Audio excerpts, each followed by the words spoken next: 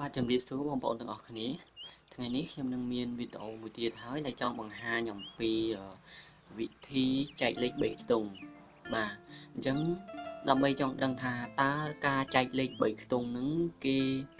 ចែករបៀបណាធ្វើរបៀបម៉េចសូមតាមដានជាមួយនឹងខ្ញុំបាទជាដំបូងខ្ញុំសូមដាក់លេខ9234ចែកនឹង243បាទអញ្ចឹងយើងត្រូវមើលជាដំបូងយើងត្រូវមើលលេខនៅខាងតួចែកបាទសួរថាយើងមើលលេខនៅខាងតួចែកមិនយើងមើលនៅខាងតួចែករបស់យើងគឺ243ហើយចំណែកនៅខាងតំណាងចែកគឺដែលខ្ញុំដាក់រង្វង់ហ្នឹងគឺ9234អញ្ចឹងតើ9234ហ្នឹងចែកនឹង243កើតអត់បាទអញ្ចឹងលេខហ្នឹងគឺចែកបានបន្ទាប់ពីយើងមើលអញ្ចឹងហើយយើងត្រូវមើលនៅខាងតួចែកគឺចំនួនលេខរបស់វាគឺមាន3ខ្ទង់មែនទេបាទគឺលេខ2លេខ4និងលេខ3បាទបន្ទាប់មកគឺយើងអានថា243ចំណែករួចយើងក៏លេខមកមើលខាងតំណាងចែកវិញយើងមើល3ខ្ទង់ដូចគ្នាបាទបើខាងតួចែកមាន3ខ្ទង់យើងមើលខាងតំណាងចែកក៏3ខ្ទង់ដែរបាទអញ្ចឹងខាងតំណាងចែករបស់យើង3ខ្ទង់គឺមានលេខ9លេខ2និងលេខ3គឺ923បាទបន្ទាប់ពីយើងមើលលេខ3ខ្ទង់ដូចគ្នាហើយយើងអាចកាត់យក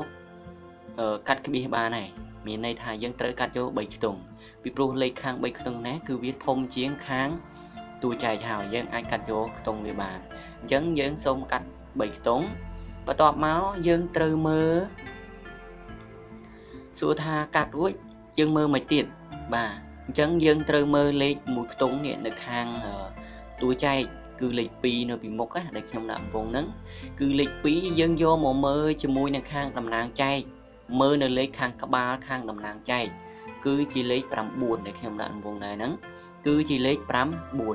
ញ្ចឹងយើងមើលតើលេខមកខ្ទង់ដូចគ្នាហ្នឹងតើយើងចែកកើតអត់បាទអញ្ចឹងលេខដែលខ្ញុំដាក់ឲ្យហ្នឹងគឺជាលេខចែកកើតមានន័យថាលេខធំអាចចែកជាមួយលេខនឹងលេខទូចបានបាទអញ្ចឹងយើងសូត្រមេលេខមកពីប្រមាណដងដែលតូចជាង9ឬក៏ស្មើនឹង9បើធំជាងអត់យកទេណាបាទអញ្ចឹងខ្ញុំសូមដាក់លេខ4សិនយើងសូត្រមេលេខមកណា4 2ដងគឺ5 8បាទអញ្ចឹងខ្ញុំសូមដាក់លេខ4សិនចាំមើលតើលេខហ្នឹងខុសឬក៏ត្រូវបាទខ្ញុំសូមដាក់លេខ4បន្ទាប់មកយើងត្រូវយកលេខ4គុណបញ្ច្រាសនឹង3វិញបាទតែខ្ញុំដាក់សញ្ញាព្រួយហ្នឹងគុណបញ្ច្រាសនឹង3យើងសូត្រមេលេខមកណា4 3ដង12អញ្ចឹងសរសេរលេខ2ត្រាតុក1បាទសូមបញ្ជាក់កន្លែងគុណមិញណា4 2ដង8ហ្នឹងយើងអត់ទាន់សរសេរលេខ8នៅបង្គោលលេខ9ទៅហ្មងណាយើងសរសេរទុកកន្លែងណាមួយសិនណាបាទអញ្ចឹងយើងចូលមកវិញបន្ទាប់ពីយើងធ្វើអញ្ចឹងហើយយើងយក4គុណបញ្ច្រាសមក3បាទ4 3ដង12សរសេរលេខ2ត្រាតុក1បាទបន្ទាប់មកយើងគុណបញ្ច្រាសទៀត4 4ដង15 1បាទ15 បូកនឹង1ត្រាតុកគឺ15 2អញ្ចឹងសរសេរលេខ7ត្រាតុក1បាទអញ្ចឹងយើងគុណបញ្ច្រាសទៀត4 2ដងគឺ8មិញណាដែលយើងគុណមិញគឺ8មែនទេបាទ8ហើយយើងយកមកបូកជាមួយនឹងត្រាតុក1គឺ9អញ្ចឹងយើងបាន972ដែលខ្ញុំដាក់រង្វង់ហ្នឹងអញ្ចឹងសួរថាតើ972ហ្នឹងហើយលេខគឺខាងលើហ្នឹងគឺ923យើងអាចដកកើតអត់បាទដកអត់បានទេលេខទូចនៅពីលើណាយើងដកអត់បានទេបាទអញ្ចឹងយើងត្រូវធ្វើម៉េចយើងត្រូវបន្ថយនៅខាងផលចែកបន្ថយពីលេខ4មកដាក់លេខ3សាក់មើលត្រូវអត់បាទអញ្ចឹងខ្ញុំសូមដាក់លេខ3បន្ទាប់មកយើងត្រូវយក3គុណបញ្ច្រាសឡើងទៅលើដូចមុនដែរ3 ដងគឺ9សរសេរលេខ9បន្ទាប់មកទៀតគុណបញ្ច្រាសទៀត3 4ដង12សរសេរលេខ2ត្រាតុក1បាទបន្ទាប់មក3 2ដងគឺ6 6បូកនឹងត្រាតុក1គឺ5 chẳng dân bán pram pi rồi một hay pram buồn chẳng lịch nắng dân ai đọ bàn pro lịch pa rồi một hay buồn nắng vì tôi chiến cùng buồn rồi một hay bay ba dân ai đọ bàn chẳng những đọ thom mà đa mất bay đọ muốn mà ai đọ bàn tế tới tại cháy pi lịch pi dần cháy cứ dân bán đọc bảy chẳng khang đại cái cháy lịch pi nắng tới nửa sáu mùi đọc bay đọ pram buồn nửa sáu buồn mà chẳng mùi đọ pí mình ai đọ bàn tê dưỡng trừ xây bị lấy pram buồn chẳng bán đọc mùi chẳng khả năng kịp xây ở mùi nơi xó pram 7 đọc mùi đọ pí nơi xó pram buồn bà chẳng pram 7 ở pram 4 pí kịp xây ở mùi nơi xó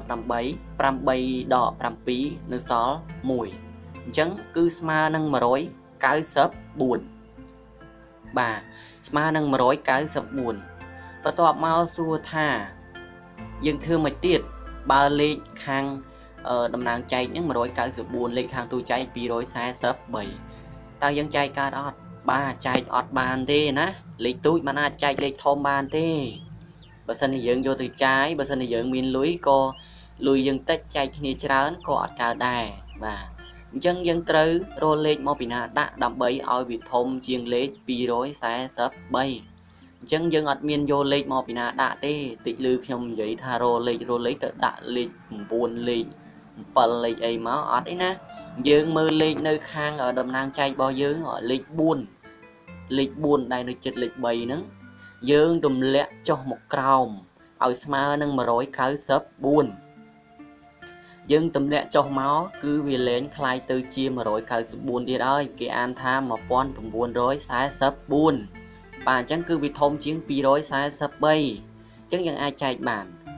chẳng và to pi dân thương chẳng hao dân từ mơ lịch pi để khi đạn vùng nắng lịch các bao để dân ở khi thơ được muốn đó nè dân mơ lịch pi nâng lịch muối nâng chật lịch làm buồn nọ ta lịch nâng chạy chỉ mũi kia cao đó bà muối mà ai chạy pi ban thế mà nè chẳng dân từ để rồi lịch một mình thay màu thông chuyện lịch pi bà tích thay lịch 7 lịch 4 này tới bà ở đây cứ dương tới phải thay lịch 4 lịch lịch mùi nắng à cứ miền này thá an cái an thá đọc 4 này nè và thay 4 tới cứ đọc 4 này chăng đọc 4 chạy ăn pi cao đó cứ chạy ban bị pro bị thông chiên hơi chăng dân sốt mê lịch máu piประมาณ đó đại tô chiên đọc 4 rứ có smart nâng đọc 4 chẳng xem số đã lên 9 dần và pi 9 đó cứ đọc 7 và chẳng xem số đã lên nâng sân chẳng mơ ta lên nâng ta đây được khó ná chẳng dân vô 9 con bạch tra nâng 7 thì vinh máu 9 7 đó cứ 25 pi và chẳng dân ta sẽ lên 7 pi tra tốt pi và top máu dân con bạch tra tiết máu 9 đó 35 mùi 35 mùi bột nâng tra tốt phí cứ 35 7 cho xe lấy 8 tra tốt mùi và con bạch ra tiết 9 phí đó cứ 15 7 bột nâng tra tốt 7 cứ 20 mùi chẳng nhân xong cho xe 20 mùi cứ an thá pi pon 185 pi chẳng xua thả ta lê pi pon 185 pi nè ai xong tâu bà ta lệch mà rồi ở một pon tùm buồn rồi sai sập buồn nè ai đo nâng lệch pi pon mà rồi bay sập bờ cao đó bà